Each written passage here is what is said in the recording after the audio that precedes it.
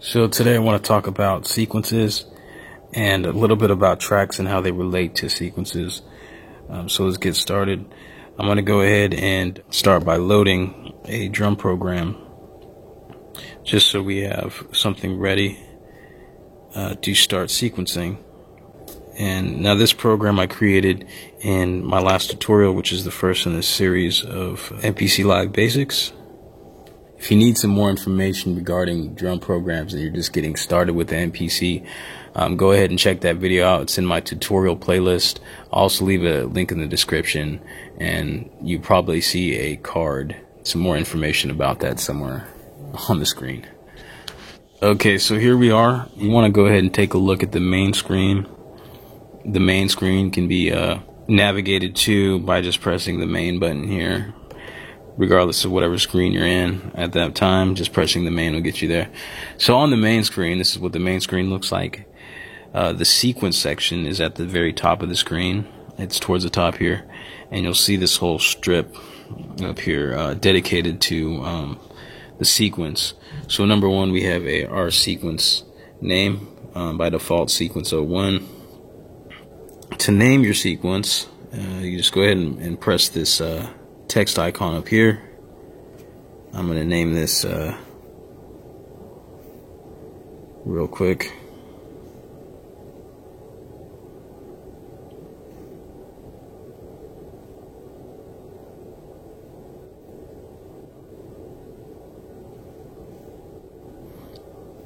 Okay, so I'm going to do, in a moment here, I'm going to create a drum sequence that consists of just a kick, a snare, a hi-hat, and a crash sample.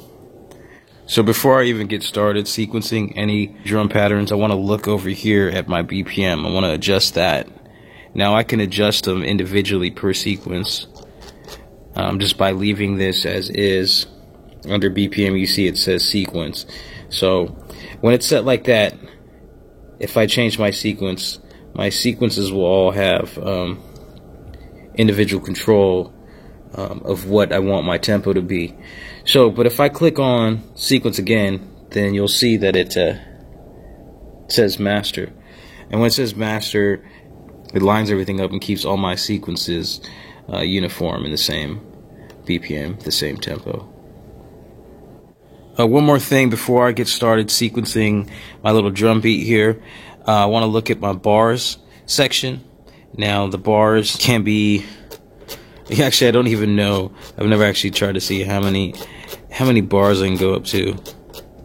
Let's see how high we can go. I don't know, I think this might be endless. I'm not sure. Or I think it might be like something like 999. Let's try that. Yeah, that good old 999. Okay, alright, so I'm gonna bring that back to 2.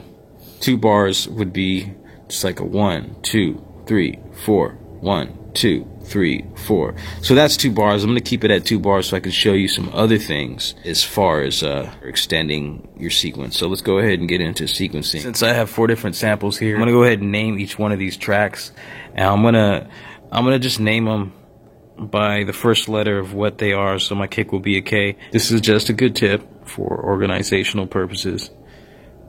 You don't have to do this. It's just something that I like to do to stay organized.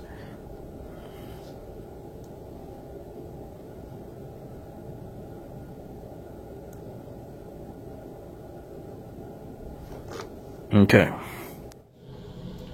Before I start, I'm going to slow my tempo down a bit. I like things a little bit slower. And I'm going to sequence in my kick on track 1. So I'll input that. And once this loops back around, I'm going to go ahead and overdub in my snare on track 2.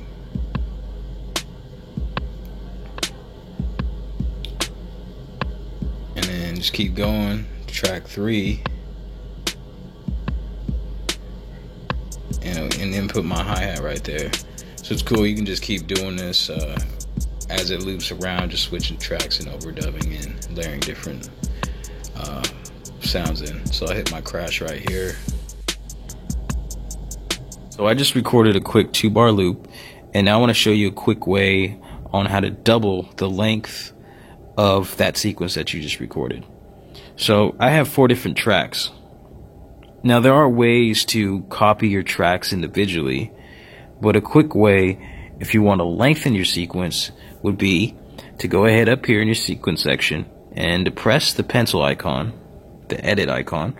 And now over here I have this function menu where I have all these options. Now if you look right here, you have a 2 with a division symbol next to it, and then you have a 2 with an X symbol. So you can click here and this will quickly double the length of your sequence. Now if you change your mind, you could always half length that. So I can do that. If I go back out, I see that I now have a 4-bar sequence. Now if I go back in there, I want to make this even longer. I want to make it 8 bars. Just double the length again. And now I have 8 bars. And that just it continues with the doubling of the length of your sequence, 16 bars. But I just wanted at 4 for now. If I'm not happy with my sequence there, if there's some things that I like, if there's other parts I don't, I can go ahead in here and erase, specific bars of the beat. Alternatively, you can go and erase tracks themselves. You can clear out the tracks. If you're not happy with the entire sequence, you could just hit clear. Go ahead and hit cleared again, and the whole sequence, even the name, is erased there. I'm going to undo that. Also, if I want to copy my sequence over to another sequence, say it's another section of my beat, say this might be, with a verse, and I want to copy it over to do some changes for a hook, or an intro, an outro, whatever section, go ahead and hit sequence. I can copy that. So, main. Now I have 2 exact identical copies of the drum beat that I just created. Now I could make some changes to one of them. Say I don't want any kick. I could just use this erase button and completely erase my kick. And you can play the beat. You can play one sequence and then use your knob here to cue in the next one, and then you'll get an idea. You can kind of hear the arrangement. Now my kick is going to drop out. And I can keep doing this so, I could start fleshing out some more ideas for different sections of my beat. I went ahead and copied my drum sequence out to 3 different sections, and I named them. I have an intro now, I have a hook, and I have a verse. And I just made some slight variations, some changes within each sequence so that I could string them along and make a, larger sequence that becomes a beat arrangement. So my intro, I took out, a kick and just some basic stuff. And then for the hook, I changed the kick up a little bit. And then I got my verse there. So now that I have these 3 sections, just to move along and show you guys another function of the MPC Live that's related to sequences, we're going to go ahead and hit menu. And then in menu, we have a song mode, which is just labeled song right here.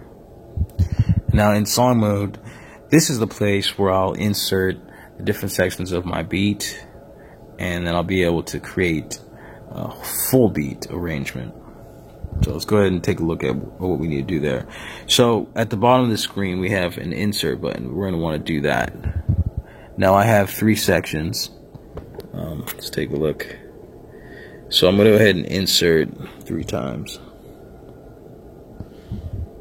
So this is just kind of an idea. You hit insert. I have 3 different sections, so I'm just going to insert them each once. So I have my intro, then I think I'll have my hook come in after that, and then my verse. So I'm going to want my hook, let's say, to repeat twice, so I just changed that little loop. You see the loop function under it. So I want it to loop twice, and then my verse, I'm going to do loop 4 times.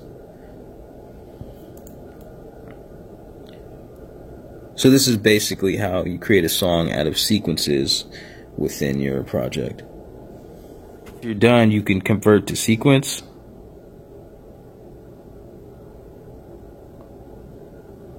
And now it's going to save it. It'll ask you where you want to put it. It'll have a default for you, whatever the next empty sequence is. Whatever the next empty sequence slot, it'll just put it in there. Hit do it.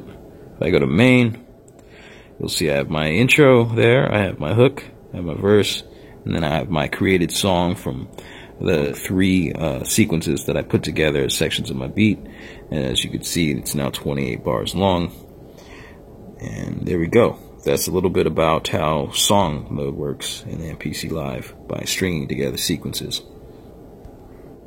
Okay, so now that you have a few sequences, a few ideas together, you're going to want to save some of the ideas. Now, ideally you want all these things saved together. You have the options to save your sequences independently, and you can do that by hitting save current sequence. But rather than do that, what we're going to do is we're going to save a project. So a project contains everything. Your sequences, it contains your track information, it contains your drum program and all your samples. So if you want to be able to use all these things together and make things not confusing for you, it's best to save them all in one place. And the easiest way to do that, quickest way to do that, is to save this as a project. So what I'm going to do is I'm going to hit menu again, then I'm going to hit the disk icon up here. Once in there, I just go ahead to the little keyboard icon down at the bottom, click that, name this. It's going to be Lifted Basics.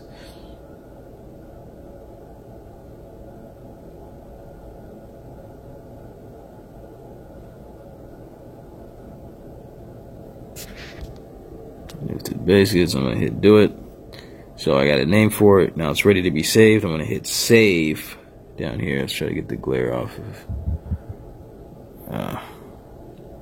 Hit save. Yeah, man. So now all my sequences are saved. All my track information is saved, along with my drum program, all in one place in one project. So that's it. Let's turn the machine off, and I'll show you guys real quick how to load, where to find your project that contains all your sequences and everything else that you need for your beat.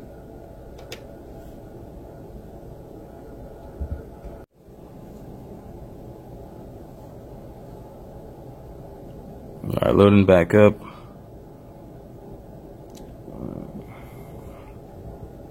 Empty project.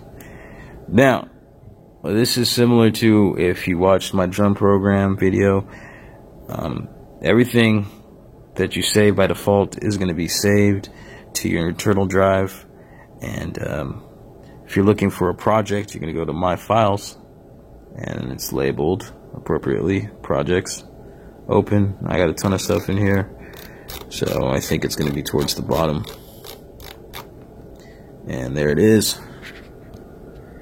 Lifted Basics.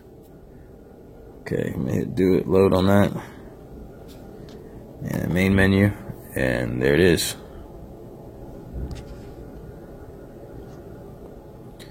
Alright, well, thanks for joining me.